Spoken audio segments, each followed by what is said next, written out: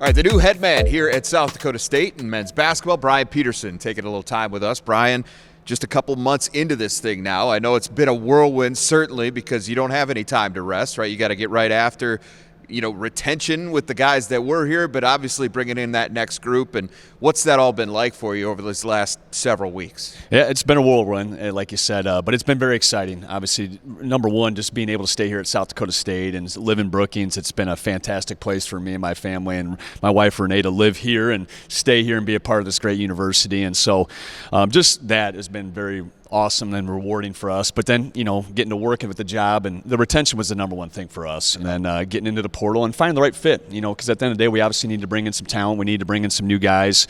But at the same time, the focal point of our staff was always, how do we bring guys in that fit our culture, number one, and then two, fit the guys that are coming back, because we're very fortunate. We've got some good players coming back. We didn't have to go get a whole new team. And so I think it's really important to maintain this culture that's been built by a lot of other people, not just me, a lot of other great coaches like Coach Nagy and Coach Hendo, to bring guys that are going to fit us. Well, you talk about retention and the guys that are coming back, and it is a nice core that you look at this and you're like, hey, that's a great place to start. Kalen Gary, Joe Seiler, Damon Wilkinson coming back, Jaden Jackson, who had a great freshman year.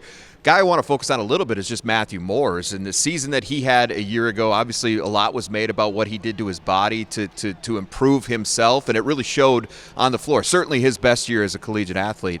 But how important is it to have a guy like Matthew kind of leading the way as that built-in elder statesman when you're starting this thing off year one?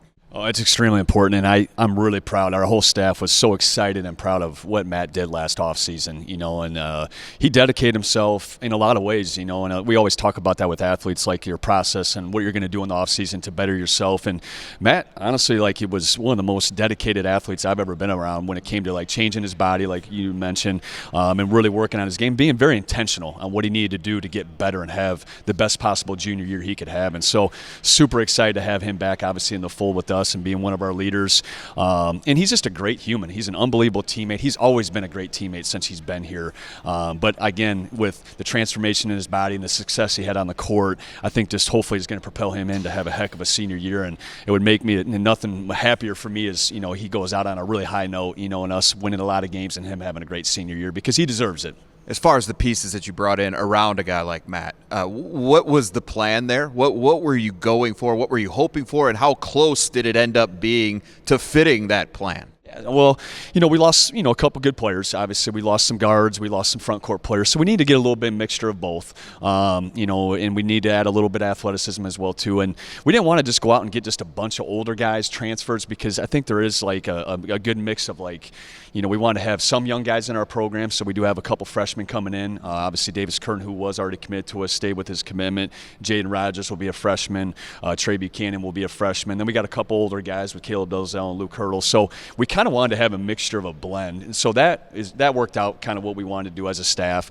And then we just wanted to add guys that fit with how we're going to play, because we are going to play very similar to what we have been doing, because we do have a lot of returners. So I'll make some subtle changes, but for the most part we want to play the same way on both sides of the ball. So we wanted to bring in some guys that would fit that as well too, and we think with the guys that we brought in, we'll be able to do that. Certainly got to coach to what's here, and that makes total sense. Is that the way Bryan Petersen really wants to play, or down the road do you see it transforming into something a little bit more different? I would say there's going to be some subtle changes, because I'm not Hendo, and obviously it's a new staff in a lot of ways. But at the same time, I have been a part of a lot of fairly big decisions with how we're playing the last 6 years, and so I want to continue to play. So I think what the people and our fans will see is a very similar product on the floor from a recruiting standpoint and strategy. That'll be very similar. How we'll play will be very similar, but there are going to be some things that'll change. And I think also that's not just because I'm the new head coach. I think that's college basketball.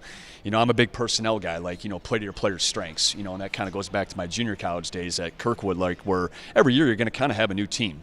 And obviously here we would love to obviously have a very similar blueprint of the players that we'll have, but with the portal, with NIL, everything that's kind of going on in college hoops, you got to be ready to adapt. And I think the biggest thing is we'll always evaluate what is the best thing for this team, and that's how we'll play. And obviously we'll try to recruit to how I want to play and our staff wants to play, but at the end of the day, we're going to look at what's the best for this collection of players to be the most successful they can be. As far as Kirkwood and that experience, obviously won a couple of national championships there as a coach. You played in a national championship as a player there.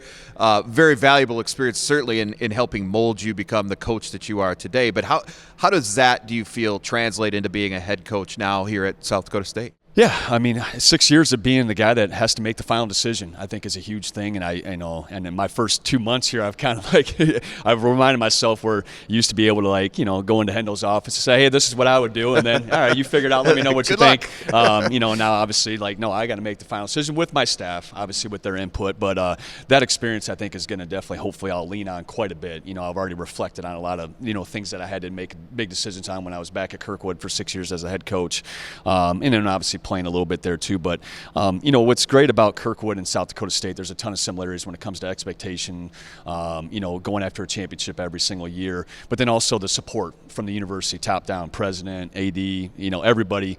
It's very similar. Obviously this is Division I, and that was junior college, but I do think that experience at Kirkwood as a player and as a coach really aligned with what we have here at South Dakota State that hopefully will get me off to a great start here.